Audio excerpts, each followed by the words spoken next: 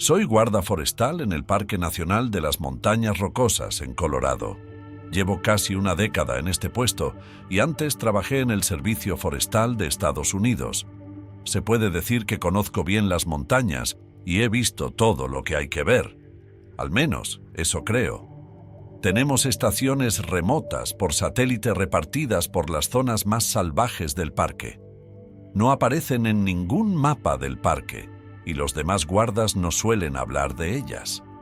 Hemos tenido casos de vandalismo e incluso fugitivos se han instalado en ellas en múltiples ocasiones.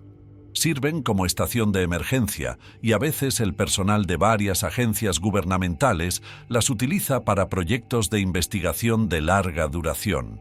La mayoría son de fácil acceso, pero algunos requieren varios días de caminata. De vez en cuando nos piden que vayamos a algunos de los lugares más remotos para comprobar los suministros, la integridad de los edificios y cosas por el estilo. Y eso es lo que me encontré haciendo hace unos meses. Me pidieron que fuera a la estación más lejana de todas, a mediodía de viaje en todo terreno, más 2 días a pie de ida. Así que me llevé bastante equipo. Por lo que tenía entendido, nadie había estado allí desde hacía 6 meses, pero uno de nuestros helicópteros creyó ver una nube de humo cerca del refugio. Básicamente está en la ladera de una montaña, así que no hay forma de que el helicóptero pueda aterrizar cerca. Así que recogí mis cosas y salí en una mañana clara y cálida. El trayecto fue fácil e hice buen tiempo. Cuando llegué al punto en el que tendría que dejar mi ATV, lo guardé en una pequeña cabaña destinada a ese fin. Entonces, empecé mi viaje de 2 días a pie por el sendero de la montaña. Fue al atardecer del primer día cuando tuve mi primera experiencia. Pronto iba a oscurecer y buscaba un buen lugar para pasar la noche con una fuente de agua fresca. Finalmente llegué a un arroyo de montaña y lo seguí hasta llegar a un claro donde podía montar mi tienda. Pero encontré algo en el claro. Era el cadáver de un alce macho adulto. Estaba fresco, probablemente tenía menos de un día. Lo extraño era el par de flechas que sobresalían de su grupa. He visto cosas como estas en los libros de historia. Cabezas con punta de piedra atadas a un palo de madera afeitada con algún tipo de fibra delgada. No soy cazador, pero conozco a muchos y he visto el equipo que usan. Estas flechas no procedían de ningún tipo de arco moderno que yo conociera. Había oído hablar de gente que se dedicaba a la caza primitiva, pero no creía que nadie viniera hasta aquí para hacerlo. No había nadie cerca y no había mucho que yo pudiera hacer al respecto. No quería quedarme cerca de los alces por si aparecía algún carroñero o depredador nocturno, así que continué 1 kilómetro más y pasé una cómoda noche bajo las estrellas. Al día siguiente me levanté y continué. El sendero se hizo un poco más difícil de recorrer en este punto, pero aún así esperaba llegar a la estación antes del anochecer. No puedo explicarlo, pero durante la mayor parte de la mañana tuve la extraña sensación de que me observaba solo lo que yo no sabía. Lo descubrí justo después de comer. Me había parado a hervir una comida liofilizada que había traído. El aroma del pollo teriyaki cortaba bruscamente el aroma de los pinos frescos de alrededor. Estaba a punto de dar el primer bocado cuando un susurro procedente de un arbusto cercano y un movimiento borroso llamaron mi atención. Me giré rápidamente, pensando que era un animal, y en su lugar me encontré cara a cara con un hombre, si es que se le puede llamar así. Medía 1,70 m y tenía una melena de pelo áspero que le cubría casi toda la cara. Tenía la tez morena y una gruesa ceja sobre los ojos, el doble de grandes que los míos. Sujetaba con fuerza en su mano izquierda un largo asta de madera que terminaba en una punta de piedra exactamente igual a la que yo había visto en la flecha el día anterior. Llevaban ropas hechas de lo que parecía piel de ciervo. Nos quedamos inmóviles, mirándonos unos a otros durante unos instantes, hasta que otras 2 criaturas similares surgieron de detrás de unos árboles cercanos. Una Sostenía otra lanza, y la otra parecía ser una mujer que llevaba un saco de piel de ciervo al hombro. No se movían más y yo no sabía qué hacer. Puse mi bolsa de teriyaki en el suelo y empecé a caminar lentamente hacia atrás. Cuando había caminado unos 20 pasos, la mujer se encorvó, se acercó a la bolsa de comida que yo había dejado y la levantó del suelo. La olfateó un par de veces. Sacó un puñado peludo de la bolsa y se lo metió en la boca. Lanzó un chillido de excitación y dio varios saltos. Se acercó corriendo a uno de los hombres y le tendió la bolsa. La escena empezó a repetirse y terminó con el tercer hombre. La mujer se volvió hacia mí y emitió varios sonidos guturales, ninguno de los cuales entendí. Me quedé inmóvil, con las manos en alto, las palmas hacia afuera. No sabía qué hacer. Llevaba mi pistola reglamentaria, pero estaba en la mochila que había dejado atrás, cerca de donde estaba cocinando mi comida. Uno de los hombres empezó a hablar en el mismo lenguaje grosero. Cuando no respondí nada, agarró la lanza con la otra mano y se adelantó unos pasos. Estaba a punto de echar a correr cuando al menos media docena de gritos llegaron del bosque detrás de ellos, hablados en el mismo idioma extraño. Se miraron el uno al otro y luego a mí. Los dos hombres se dieron la vuelta y echaron a correr hacia el bosque que tenían detrás. La mujer se quedó mirándome unos instantes más. Luego se precipitó hacia adelante, cogió mi mochila y desapareció en el bosque tras sus amigos. Me di la vuelta y me dirigí hacia el otro lado, corriendo hasta que sentí que mis pulmones estaban a punto de estallar. No tuve más remedio que abandonar el viaje a la estación. No tenía provisiones y además no quería volver a encontrarme con esas cosas. Tenía tiempo de sobra para pensar en el camino de vuelta, así que decidí que mentiría. Nadie en la estación me creería. Ni siquiera estoy seguro de creerme a mí mismo. Le dije a mi supervisor que me había perseguido un enorme oso negro y que había perdido todo mi equipo en el proceso, convirtiéndome en el hazmerreír de todos los guardabosques y ganándome el apodo de oso. Acabaron aplazando el trabajo un mes más y dijeron que enviarían a otro guarda forestal. No puedo explicar qué o quién era. Claro que he oído hablar de los neandertales y los cavernícolas, pero hace 2000 años que se extinguieron. Vengo desde el norte del estado de Massachusetts. En los últimos 2 meses me ha ocurrido un incidente que creo que les parecerá interesante. Soy jardinero y debido al barrio en el que vivo, suelo trabajar para gente muy adinerada. Suelo trabajar para la misma finca o mansión durante todo el tiempo que me contratan. Sinceramente, es más predecible de lo que te imaginas. Mi último trabajo antes de este duró 8 años, pero mi jefe se mudó al sur y vendió su mansión. Me despidieron en temporada baja, así que nadie contrataba mucho. Cuando encontré trabajo en la nueva mansión, me sentí muy afortunada. Cuando me contrataron por primera vez, me dijeron que en la finca solo vivía una pareja de unos 30 años. La casa había sido heredada del marido y estaba en medio de la nada. No podían alquilarla porque estaba demasiado lejos del mar o de cualquier atracción. No tenían mascotas ni niños. Solo vivía una pareja, el señor y la señorita Davis, y nosotros, el personal. El primer problema era la falta de personal. El jardín de los Davis era lo bastante grande como para emplear a 5 jardineros, pero solo nos empleaban a 2. Normalmente me habría dado cuenta, pero necesitaba el dinero. Empecé a trabajar en otoño, así que me lancé de cabeza a la temporada de siembra. Pasé la mayor parte de las primeras semanas deshaciéndome de los árboles muertos que llenaban la zona. Es normal que a un paisajista se le escapen 1 o 2 árboles, pero aquí era como si todo el jardín hubiera muerto. Hacía mucho tiempo que el jardín no recibía los cuidados adecuados, y gran parte de la finca estaba igual.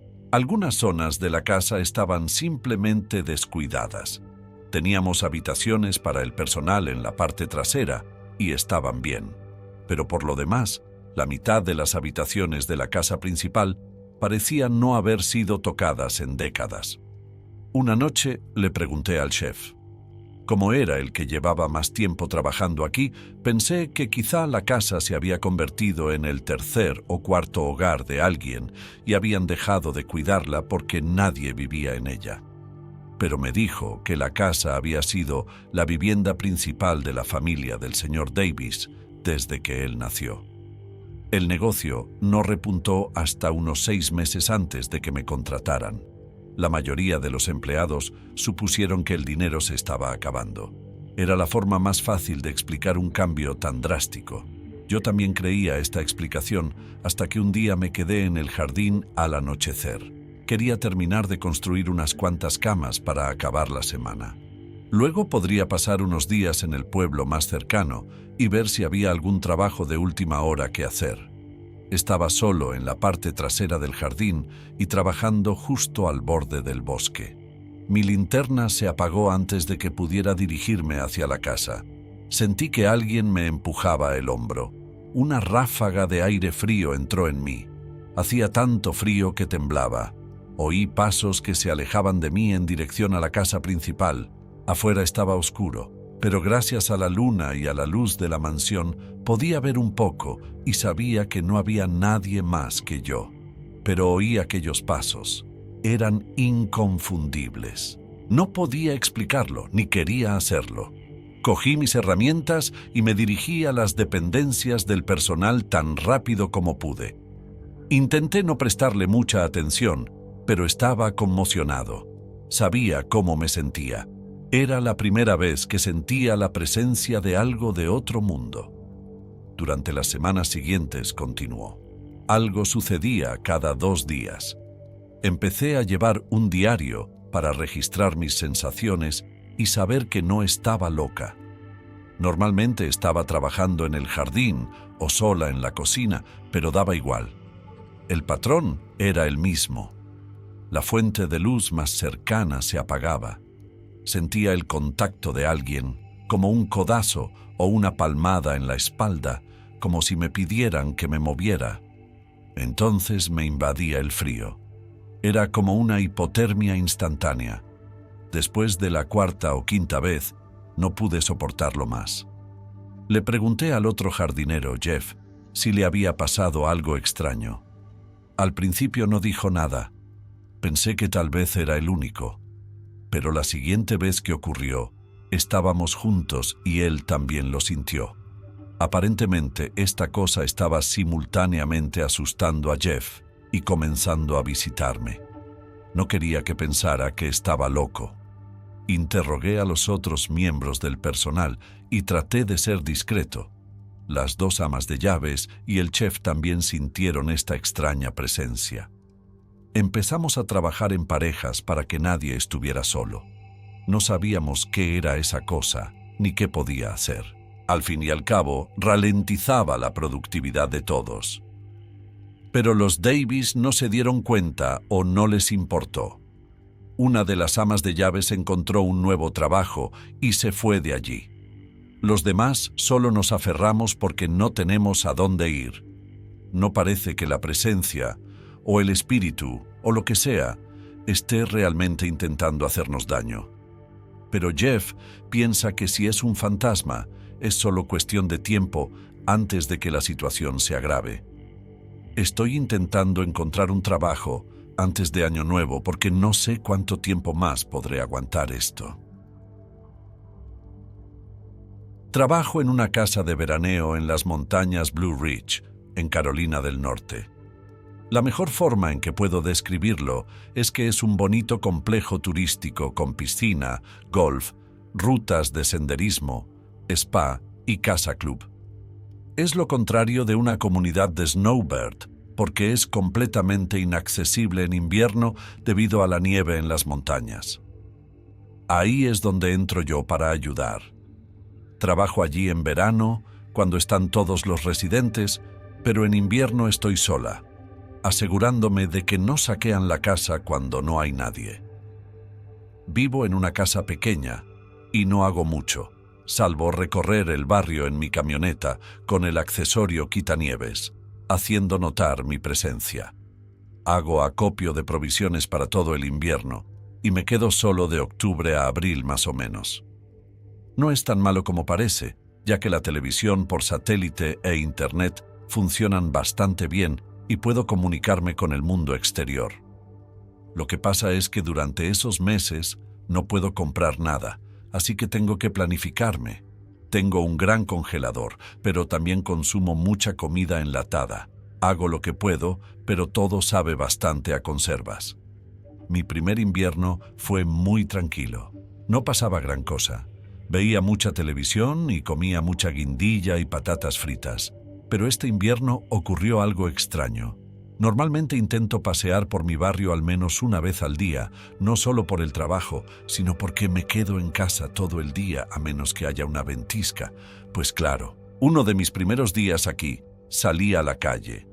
Todavía no había nevado, ya que era octubre, pero todo el mundo se había ido ya porque nunca se sabe cuándo puede nevar, y habían cerrado la congregación por si acaso.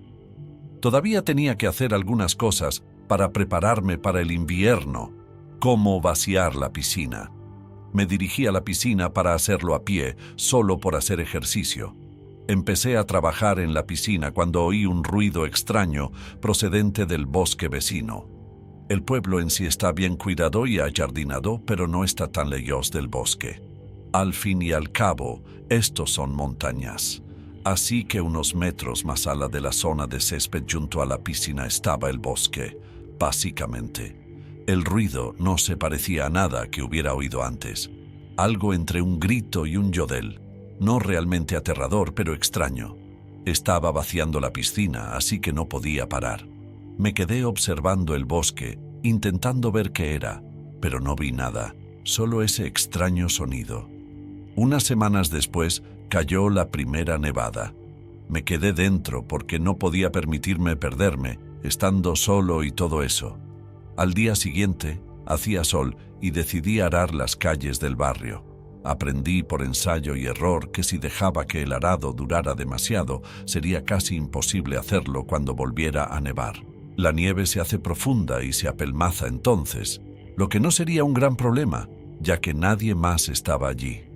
Pero yo no podría hacer mi trabajo si no pudiera comprobarlo todo.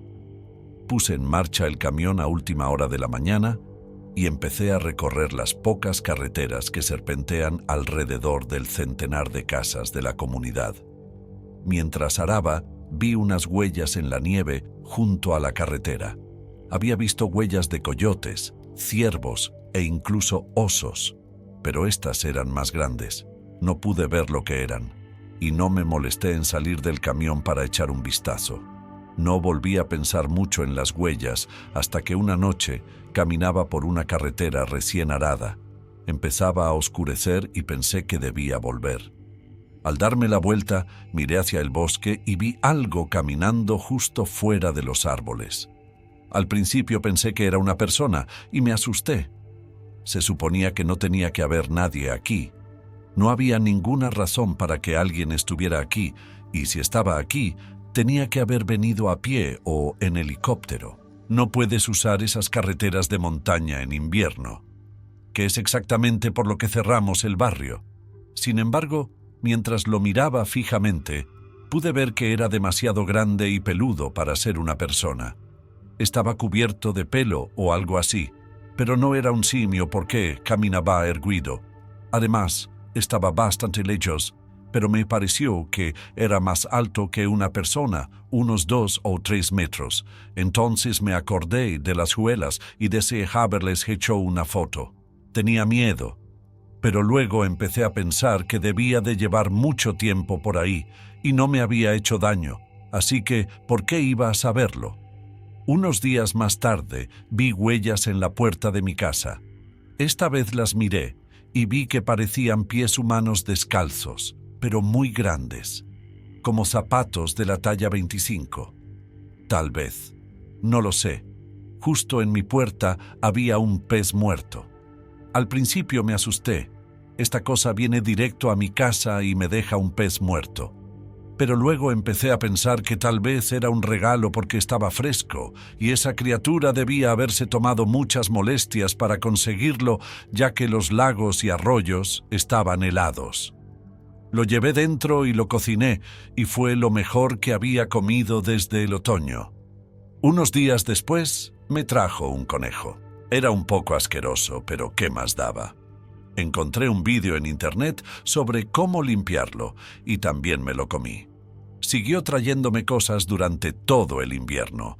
No todos los días, pero cada pocos días. Y extrañamente, me sentí menos sola cuando llegó la primavera. Ya no veía ninguna prueba de ello. Me sentí un poco sola pensando que se había ido, pero apuesto a que volverá este invierno.